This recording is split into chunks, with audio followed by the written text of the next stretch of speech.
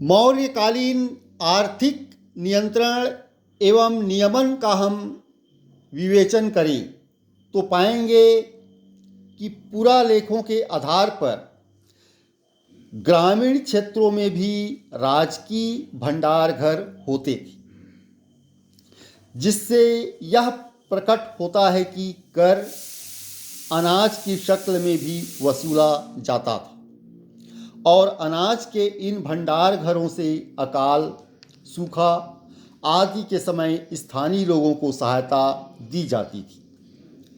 प्रतीत होता है कि मयूर पर्वत और अर्धचंद्र की छाप वाली आहत रजत मुद्राएं मौर्य साम्राज्य की मान्य मुद्राएं थीं। ये मुद्राएं भारी मात्रा में मिली हैं। निसंदेह ये मुद्राएं कर की वसूली और अधिकारियों के वेतन भुगतान में सुविधाप्रद हुई होंगी और अपनी शुद्ध समरूपता के कारण व्यापक क्षेत्र में बाजार की लेन देन में भी सुविधा के साथ चली होंगी। कला और वास्तुशिल्प में मौर्यों का योगदान बड़ा मूल्यवान है। पत्थर की इमारत बनाने का काम भारी पैमाने पर उन्होंने ही आरंभ किया।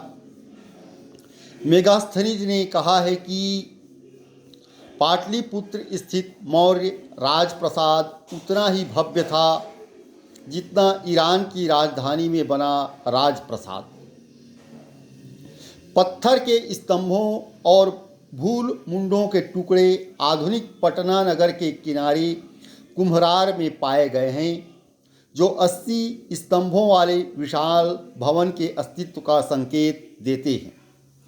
इन अवशेषों से तो वैसी भव्यता का आभास नहीं मिलता है जैसी मेगास्थनीज ने बताई है, लेकिन वे इस बात का प्रमाण अवश्य देते हैं कि मौर्य शिल्पी पत्थर पर पालिश करने में कितने दक्ष थे।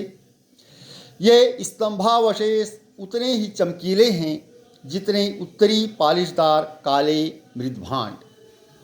खदानों से पत्थर के बड़े बड़े खंडों को ले जाना और सीधा खड़ा करने के बाद उन पर पालिश करना और नक्काशी करना अवश्य ही कठिन कार्य रहा होगा।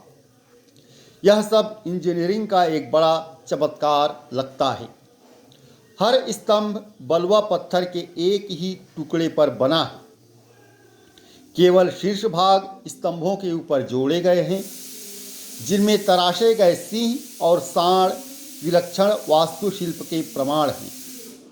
ये पालिशदार स्तंभ देश भर में जहाँ तहाँ खड़े किए गए, जिससे प्रकट होता है कि इन्हें ढोकर ले जाने और पालिशदार बनाने में अपेक्षित तकनीकी ज्ञान सारे देश में फैला हुआ था।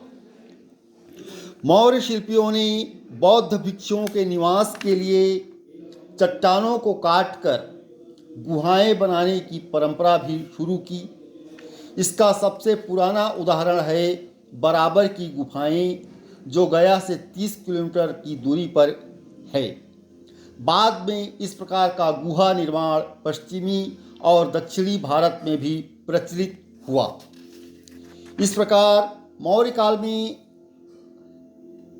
कौटिल्य के अनुसार अनेक प्रकार के कर वसूली का उल्लेख है, लेकिन और इससे यह पता चलता है कि अगर यदि ये सारे कर लिए जाते रहे होंगे तो प्रजा के पास निर्वाह के लिए बहुत छोटा सा अंश बचता रहा होगा। वैसे पुरालेखों के आधार पर हम ये भी कह सकते हैं कि ग्रामीण क्षेत्रों में राजकीय भंडार घर होते थे और सूखा, अकाल या विभिन्न प्राकृतिक आपदा के समय लोगों की मदद के लिए ये संग्रहित किए जाते रहे होंगे। वैसे मौर्य काल में कर वसूली का एक अनुपम उदाहरण मिलता है। वैसा उदाहरण तत्कालीन राज्य व्यवस्था में नहीं दिखाई देता।